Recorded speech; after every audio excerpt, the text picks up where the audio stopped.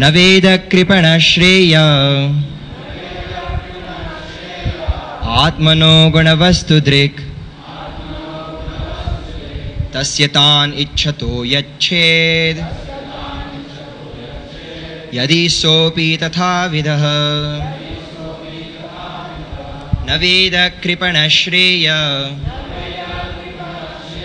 Atmano gunavastu drik Tasyatan ichchato yached Yadi sopi yatha vidah Naveda kripana shreya Atmano gunavastu drik Tasyatan ichchato yached Yadi sopi tatha vidah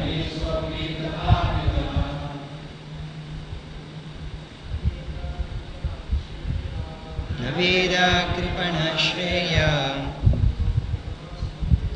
Atmano gunavastu drik Tasyatan ichchato yached Yadi sopi tatha vidah Naveda kripana shreya Atmano gunavastu drik Tasyatan ichchato yached Yadi sopi tatha vidah Naveda kripana shreya Atmano gunavastu drik Tasyatan ichchato yached Yadi sopi tatha vidah Matajis.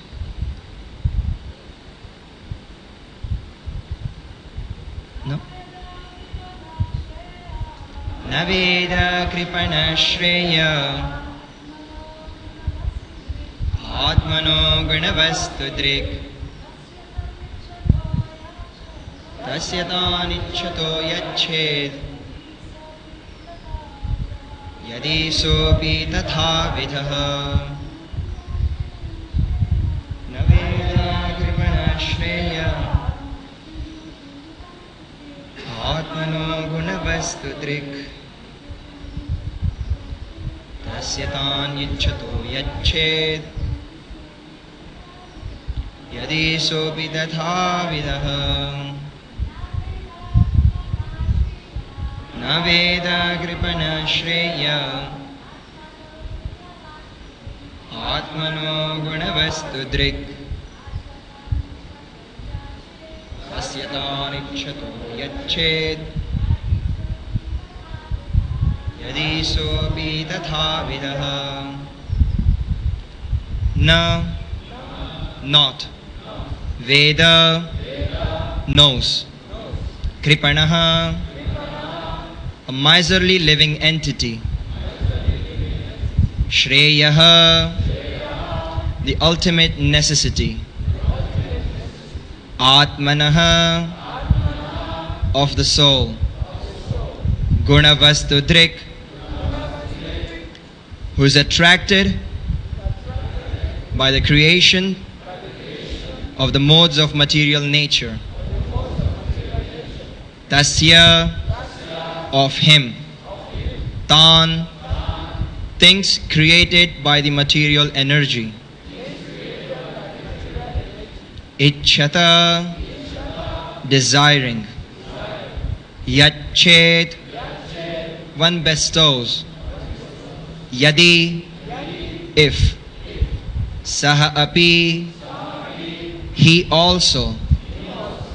Tatha vidaha, of the kind. A foolish kripana who does not know his real self-interest. Translation and Purport by Srila Prabhupada. Those who think material asset to be everything or to be the ultimate goal of life are called misers, kripanas. They do not know the ultimate necessity of the soul.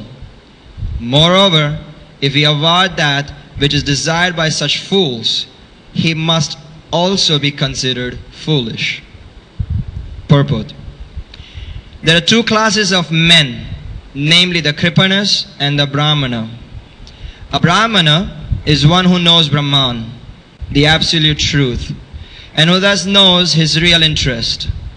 A Kripana, however, is one who has a material, bodily concept of life. Not knowing how to utilize his human or demigod life, a Kripana is attracted by things created by material modes of nature. The Kripanas, who always desire material benefits, are foolish, whereas Brahmanas, who always desire spiritual benefits, are intelligent.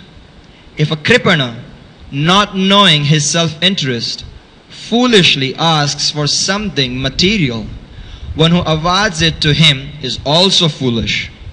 Krishna, however, is not a foolish person. He is supremely intelligent. If someone comes to Krishna asking for material benefits, Krishna does not award him the material things he desires.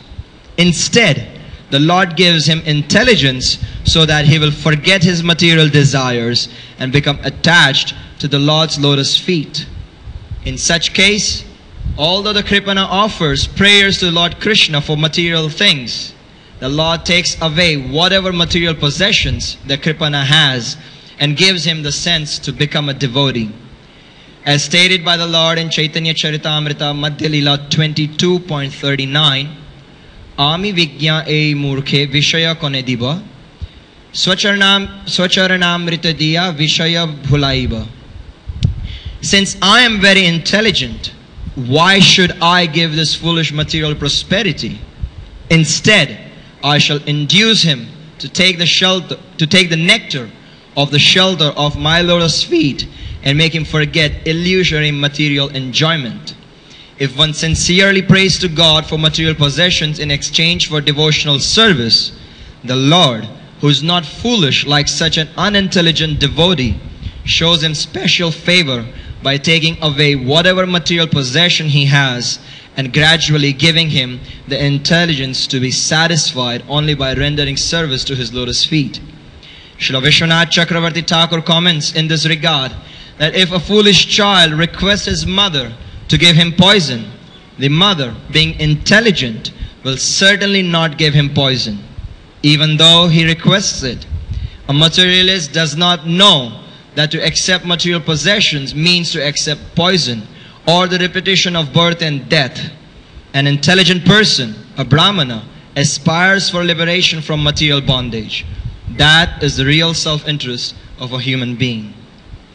Om Ajnanatimirandhasya Jnananjana Shalakaya Chakshorunmilitam Yena Tasmai Shri Gurave Namaha Shri Caitanya Manobhishtam Sthapitam Yena Bhutale Swayam Rupa Kada Mahyam Dadati Swapadantikam Vandeham Shri Guru Shri Yuta Padakamalam Shri Guran Vaishnavamscha Shri Rupam Sagrajatam Sahagana Raghunathanvitam Tam Sajivam Sadvaitam Savadhutam Parijana Sahitam Krishna Caitanya Devam Shri Radha Krishna Padan Sahagana Lalita Shri Vishakhanvitamscha He Krishna Karuna Sindho Deenabandhu Jagatpate Gopesha Gopika Kanta Radha Kanta Namostute Tapta Kanchana Gaurangi Radhe Vrindavaneshwari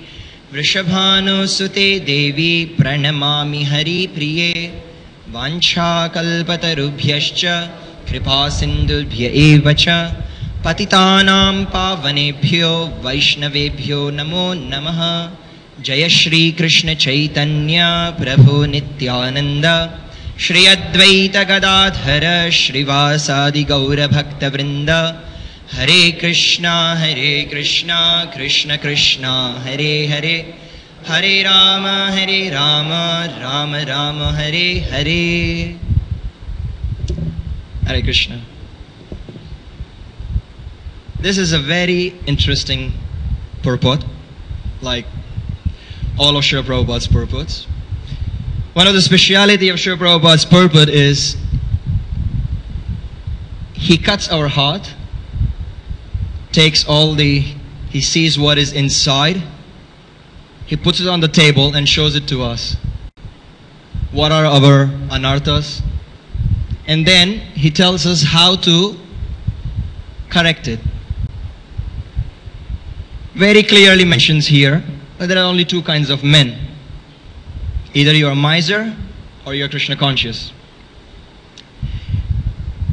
Over here, when we are describing the word Brahmana, it's taking into consideration of the person, just two classes of men.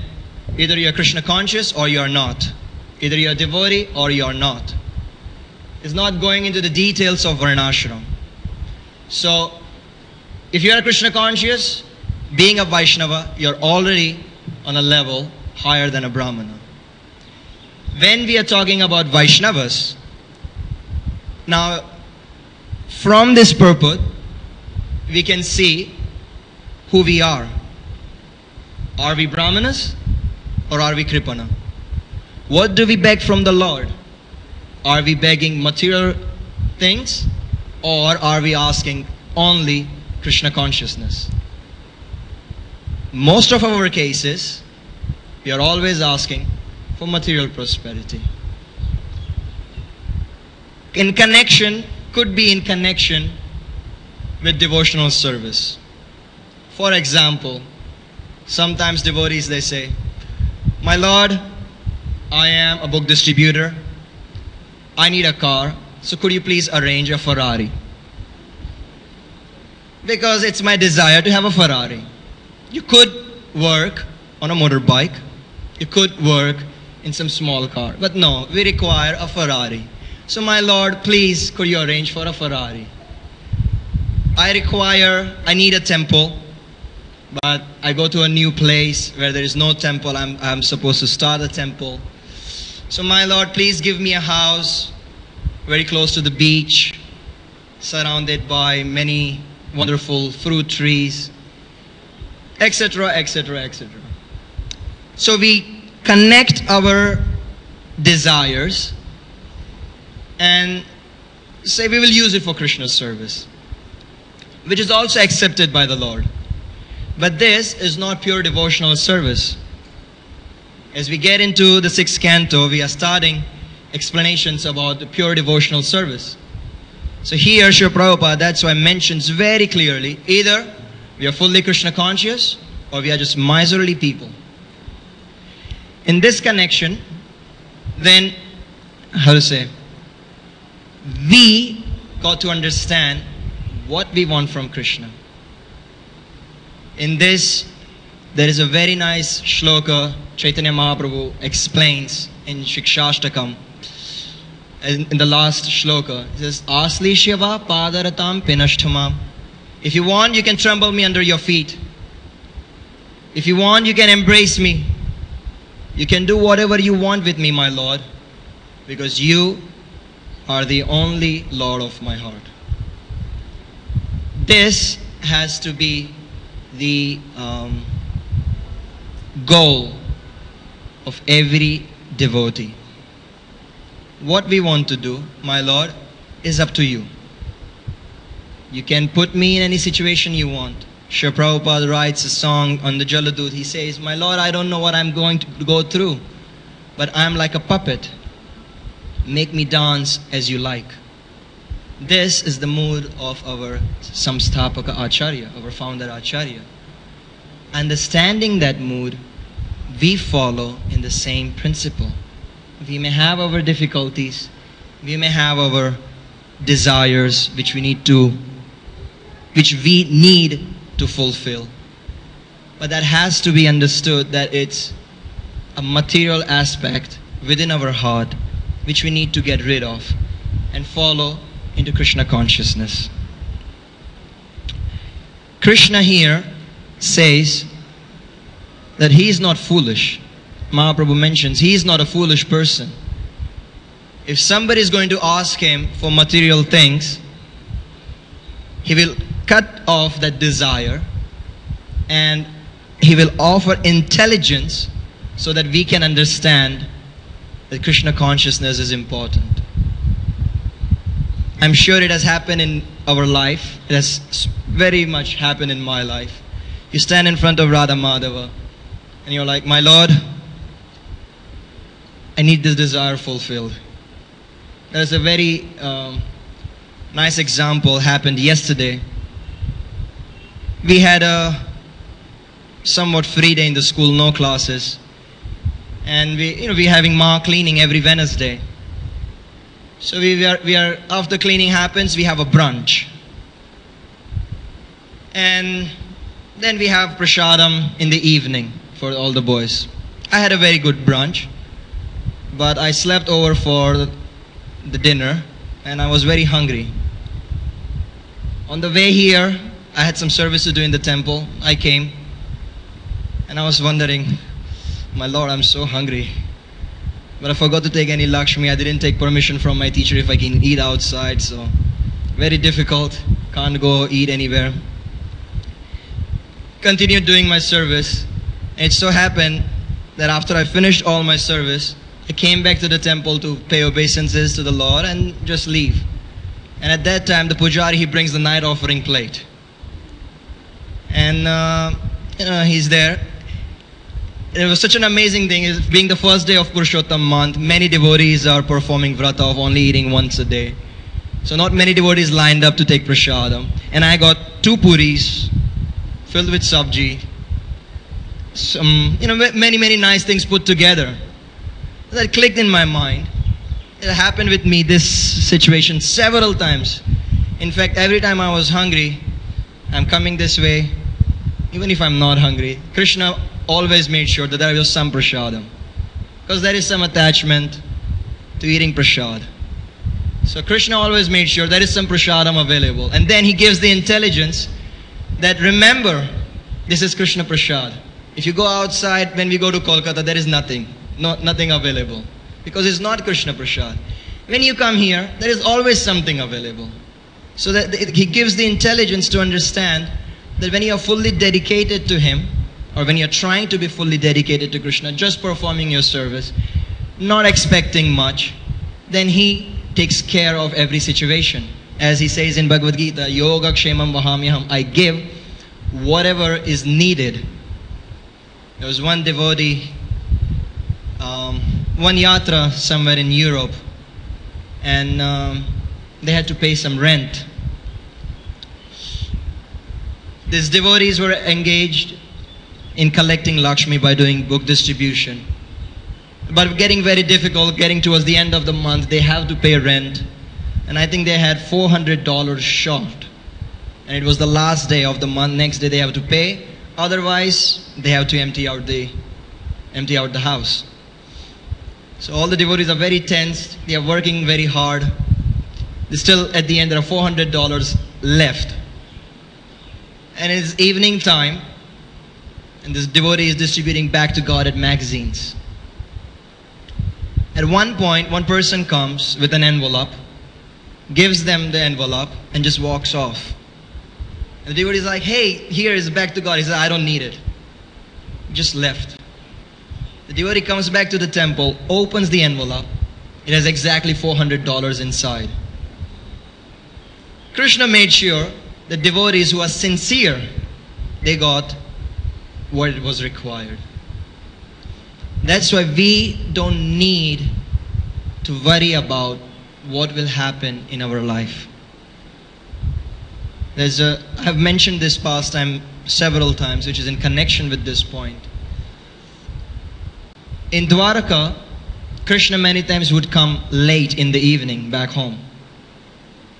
Rukmini Devi was okay with it, but Satyabhama Devi is very, very strict. She was, didn't you come on time? Very strict. So Krishna always used to say, well, I have to take care of the whole universe. I have to make sure everybody is taken care of, everybody gets their meal. Only after they are taken care of, I come back home to take rest. And now Satyabhama Devi had heard this story several times. So she was prepared. She said, oh really? You took care of every living entity. I said, yes, I took care of every living entity. He said, everybody from small, from small ants all the way to the elephants. I'm like, yes. He said, I knew you would say this. That's why today morning, when I was dressing up, I took 2 ants and I put them inside the box of kumkuma. What are they going to eat? How did you maintain them? Krishna said, oh, that's very simple. They already have meal for next 2 days. What do you mean? He said, just open the box and you will see. And Satyabhama Devi opens the box.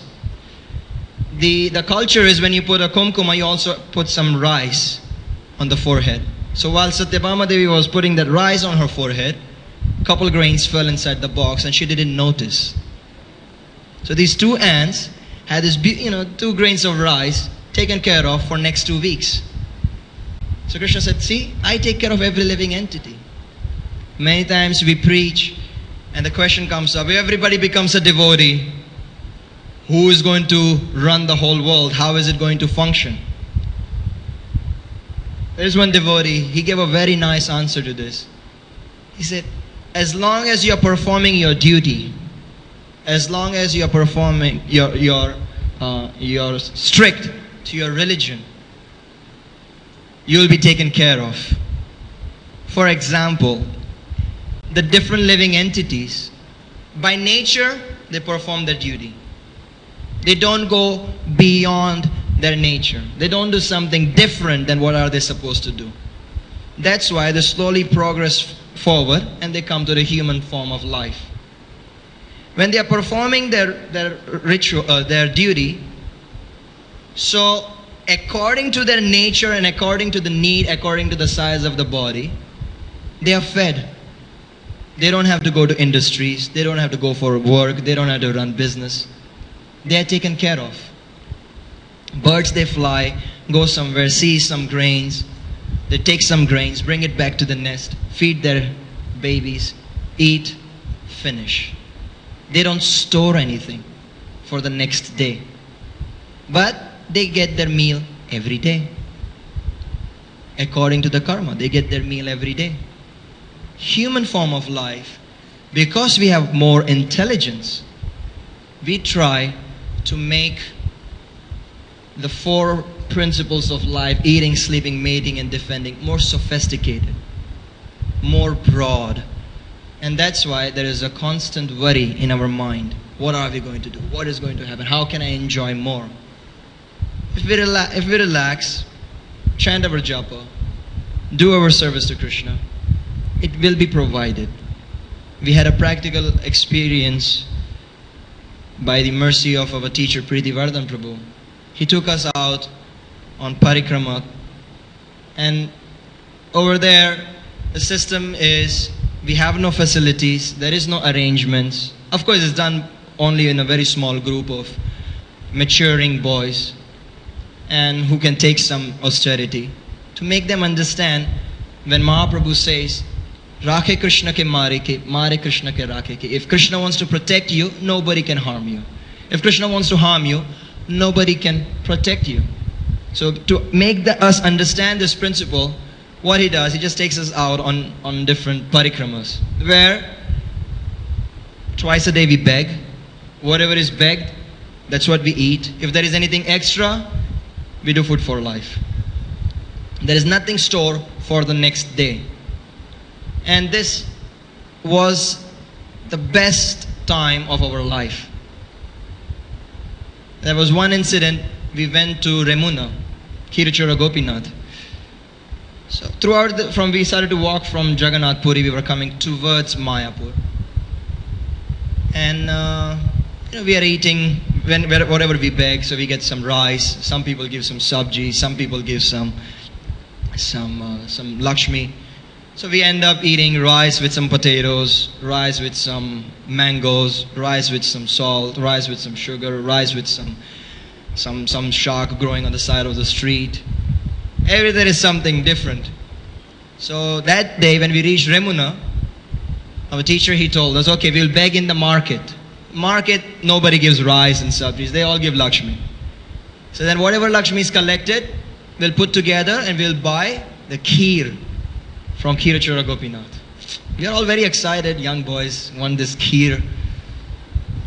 We were 7 of us, and totally we collected, I think it was, we collected 300 rupees exactly. Then we went to Remuna. We took darshan of Gopinath ji, and then we went to buy this kheer. And that time, the big pot was 40 rupees, small pot was 20 rupees. And we decided to take all 7 of us big pots. So it costed us 280 rupees. And then my teacher, he said, okay, you go buy some chira, some flat rice. Get 1 kilo, we'll mix it together, and that's going to be our meal. I went to buy 1 kilo chira, and it costed me 20 rupees, which means exactly 300 rupees we collected, and exactly 300 rupees was the cost of what we wanted to have prasadam. Krishna took wonderful care. Then we ended up in Bhadrak. Bhadrak, we were wondering, this is a city, it's not a village. What are we going to do? People are not, they don't have the same culture. Anyway, let's see, I was in anxiety what we are going to eat. My friends were in anxiety what we are going to eat. Our teacher, he was perfectly fine. He was just going on. And when it was morning 6 o'clock, we just entered the city, and we found these 2 men jogging, trying to control their diabetes. They came and said, oh, you're going to ISKCON? We don't know. There is an ISKCON temple here. Yeah, very close to our house. There's a big deities of Jagannath. There is ISKCON temple. Okay, great. We'll go there. And we go there and we find some really nice devotees. There is a temple which they say was the last temple installed by Srila Prabhupada. And it's called Gaur Gopal Mandir. And so they've told us that was the last temple which Srila Prabhupada installed the deities. And right next to the temple there is a devotee, Grihastha devotee, a very good friend of Gurukul. And he had a big house with Jagannath the size of in Jagannath Puri. And as soon as we entered, there are some people in the house who didn't know us, but they saw 7 brahmacharis from ISKCON just entered, and they started to cook breakfast. And we go inside, we see the Mataji over there, very good friends with Gurukul. And she said, oh, please come in. And, we got a very nice hospitality. And I said, okay, just get ready, prasadam is ready. 3 times a day we had full-on feast. And they didn't allow us to leave for next 3 days. So in 3 days, we had 9 feasts. On the 3rd day morning, we told, Mataji, we have been eating just rice with some salt, rice with some sugar, rice with some potatoes. Our stomach cannot handle this. Please just make simple, plain khichdi. I said, okay, fine. Then we had our morning program, Bhagavatam class. And the devotee calls up, come everybody, come for khichdi prasadam. We go there, there were 6 kinds of rice. Tamarind rice, coconut rice, 6 kinds of rice. We were very well taken care of. And then everybody's stomach is finished. Some boys are sick. And then we leave. And that day the teacher said, okay, today, no eating. Let's give rest to the stomach. And we were all, yes, morning 4 o'clock. Yes, today no eating. Going to give rest. We are going to fast. Only water. This, that. The clock hits 9 o'clock. We are all looking at each other, feeling hungry. But we all said, no, we are not going to eat. We are going to fast today. So nobody dares to tell the teacher, we are hungry. Let's beg. We're all sitting there quietly. Sun is getting hot. So we decided to take some rest. And we ended up in a new shopping mall, fully made, but not yet opened. So we have lights, fans, we turned the fans on, put our chadars, went to sleep, neat and clean place. Went to sleep. 11 o'clock somebody wakes us up. Hey, what are you doing here? Oh, sorry, we are just brahmacharis from Mayapur, walking, doing a padayatra, maintaining ourselves on Madhukari, etc. Did you eat anything? No. Said, okay, I would like to feed you all. Like, hold on, we are all fasting today, let's ask our teacher. what do you think, Mashai? Okay, we can eat. What do you want to feed us? He said, I will bring some rice, some chira, some yogurt, some bananas, sugar. You can mix it up and have it. This combination is the best thing when you have a diarrhea. It was the best thing for our stomach. Our stomachs were upset. Krishna arranged a meal because we were hungry. And he arranged a meal which was very good for us. Since then, we are convinced if you want to be fully Krishna conscious, Krishna will take care. There is no doubt about it. If you are in need of something, not if you want something, if you are in need of something, Krishna will provide. It is Krishna as the Father of the universe, Father of all living entities. He takes care. As Vishwanath Chakravarti Thakur mentions, if the child is asking for poison from the mother, mother is not going to give. We ask Krishna, oh my Lord, please give us poison. Please give us material stuff. I want to die quickly. Krishna says, no, you cannot. That time, the mind, if we don't get association, it goes into, Lord doesn't exist. If God existed, then there would not be suffering for me. But we don't see that it's Krishna who's taking care of us. There's so many times our life goes up and down, up and down. When it's up, it's good. When it's down, blame Krishna. That's what we all do. Why, Krishna, this is happening with me? No, try to understand. In this situation, how can I be Krishna conscious? Because if I be Krishna conscious in this situation, I will become stronger in my Krishna consciousness. I will become more close to Krishna. There's little small difficulties. Yes, sure. Gurukul Maharaj always gave an example of Pandavas. He said there is no living entity going to go through more suffering than Pandavas did. They were the emperor of the whole world. In a matter of few minutes, they were in the forest for 13 years. When they came back, they had a huge war where they had to kill the whole family. And then they become the emperor again. 36 years later, they find out Krishna is gone. They gave up the whole empire without telling anybody. Maharaj Yudhishthira just walks out. Pandavas and Draupadi Devi follows them. The examples are given in the Shastra, so we can see if they went through such difficulties and still remain Krishna conscious, our problems are very, very small and minute. If we can be Krishna conscious in these situations, we will go back to Godhead. Going back to Godhead can be the easiest thing, can be the most difficult. It depends fully upon how we make it.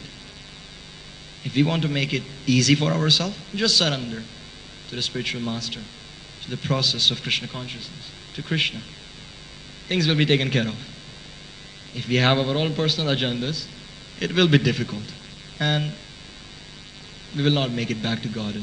And then as Vishwanath Chakravarti Thakur says, we are asking for, a materialist does not know that to accept material possession means to accept poison or the repetition of birth and death. Again and again, same cycle, moving through. So, we need to see how quickly we can become Krishna conscious and go back to God. Hare Krishna. Anybody, any questions or comments?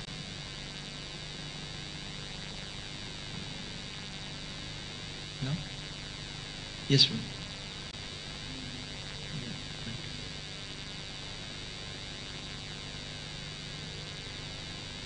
That bhukti and mukti, they are both things that we have to be aware of.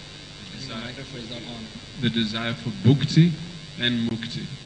So quite a lot of what you're speaking about is the desire for bhukti, material enjoyment. But can you explain how also the desire for mukti is dangerous and how to overcome that? Mukti could just mean that we merge into Brahman. Mukti, there are different definitions of mukti. Mukti means, according to some, just enter heaven is mukti. Means your end of suffering is mukti. To enter Brahma Jyoti is mukti. But what we are aspiring for is love of God. Love of God and Krishna Prema. So that's why we are not worried about mukti. There is one song written by one great devotee called Narsi Mehta from Gujarat. He says the person who follows Krishna, one who is performing devotional service and is endeavoring for Krishna Prema, mukti is like a maid servant. She comes with, my Lord, please accept me. Get liberation, please. So a devotee is aspiring for love of God. The example is given for devotees. Krishna has a headache. They say, take the dust from our feet as much as you want. Now when he says, you want to go to hell, he's God. He says, we may go to hell, but Krishna will not have headache. So that's the line we are choosing. It doesn't matter what happens. On our side, we want full pleasure for Krishna. That's why we don't endeavor for mukti. We are not looking for us. In a relationship, if you want a very good relationship, we are looking how to please the other person. So that's what we are doing. We're trying to see how we can please Krishna. And in a relationship, many times you have to sacrifice yourself to please the other person. So that's what we do.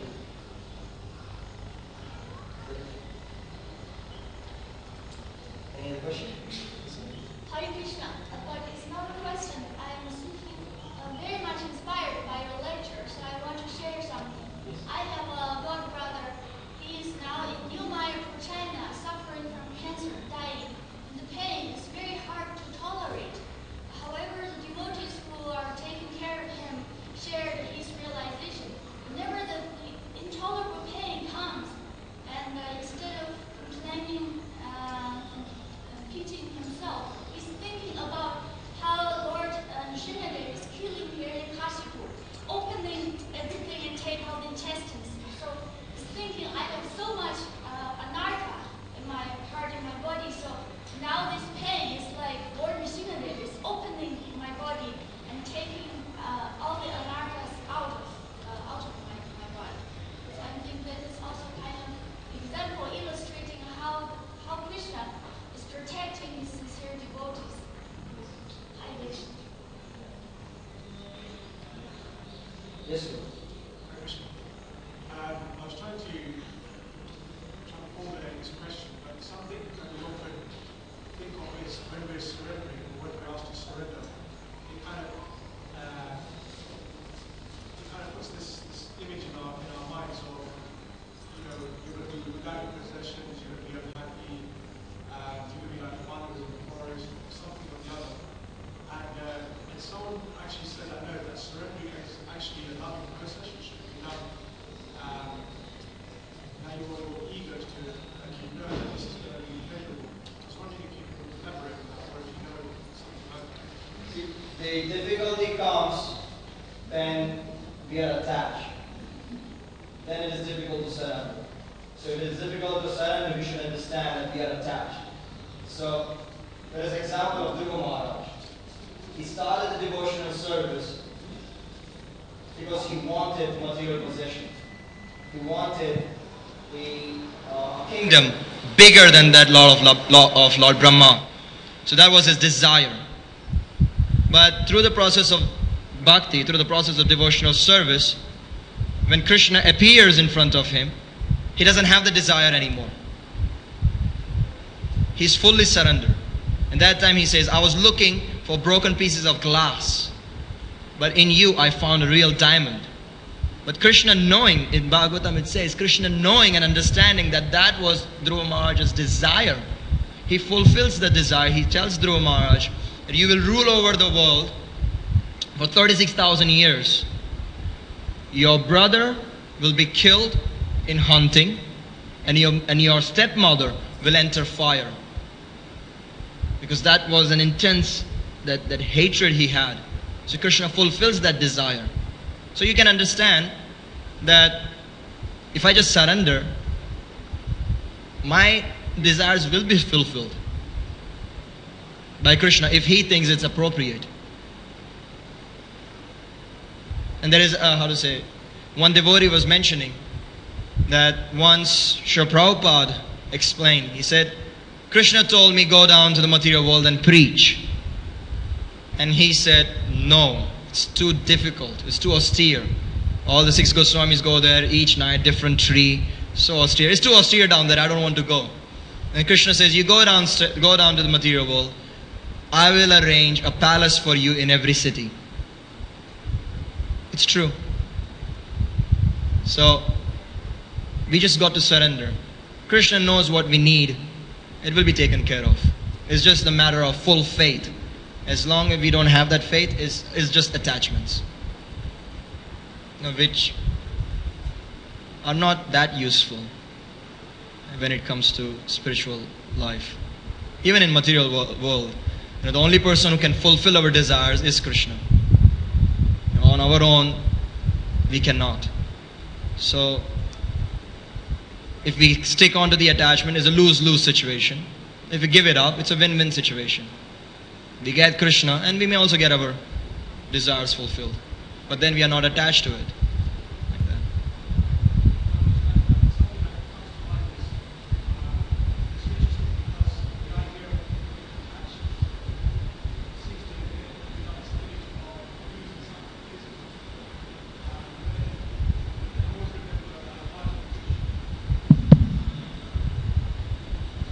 Marjambrish, that he was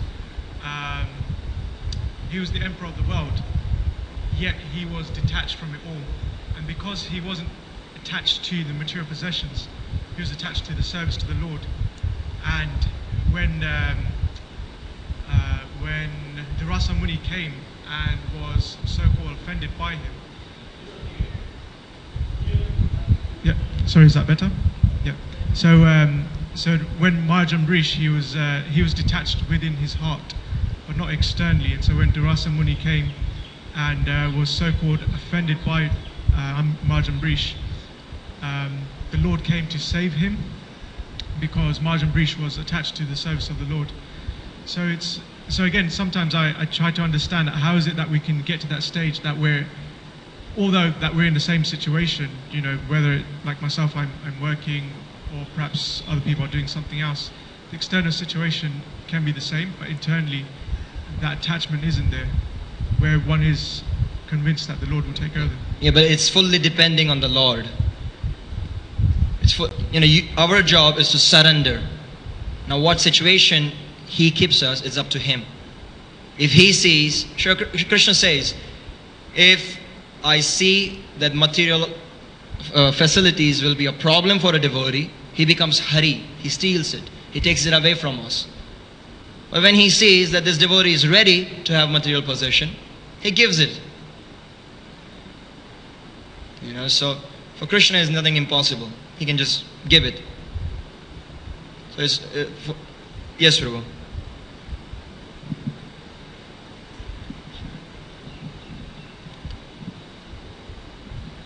I just would like to say something, and maybe you can comment. That Krishna says in the 3rd chapter of the Bhagavad Gita that one should perform one's prescribed duty. For doing so is better than not working. One cannot even maintain one's physical body in this world without work. So he tells Arjuna very plainly there that you're a Kshatriya and your job is to be a Kshatriya, to work, do this work. So I just want to say, sometimes when you hear your stories, they're great stories, but it sounds like an advocation for a life of indolence. Life of? A life of indolence, of not working, which is somehow or other there has to be some kind of thread of the other side, that maybe we should be working very hard. Just how we're working is what matters. And so maybe you could say something about that? Yeah, the work is there. The work is there, but the work is the pleasure of Krishna. That's it. So you got to see what we are, as a Kshatriya, it is his duty that, he protects the citizen. He performs the administration. That when there is a battle, he's there for the fight. Yes, that's his duty. In our stories, we are brahmacharis. Our work is to obey the instructions of the spiritual master, to perform austerity, be celibate, study Shastra. So there is work, but that's what we are supposed to be doing. So that's our story. So means whatever you are supposed to be doing, it should be done for pleasure of Krishna. Krishna told Arjuna, you fight, but always think of me. So he's fighting for pleasure of Krishna. In Bhagavatam it mentions that when Arjuna was shooting arrows and killing soldiers, they all went back to Vaikuntha. If there was any appreciation when the soldiers are dying, could have been killed by anybody, when they saw Krishna and Arjuna roaming around in the chariot, if there was any appreciation, oh, Krishna is so beautiful, or look at Arjuna is so nicely, shooting arrows, or any kind of appreciation, they immediately went back to Vaikuntha. If they had some enmity towards Krishna, they merged in Brahmajyoti. So the situation is, any work, they are dying, but their death is in connection with Krishna. So they got the benefit for it. So any activity, what you are supposed to be doing, it should be done for the pleasure of the Lord. Is that okay, Prabhu? Okay, so we'll end here. This time is over. We can discuss later, but we can end the class officially. Grantaraj Srimad Bhagavatam ki, Srila Prabhupada ki, Samaveta Gaura Bhakta Vrinda ki, Nitai Gaura Premanande.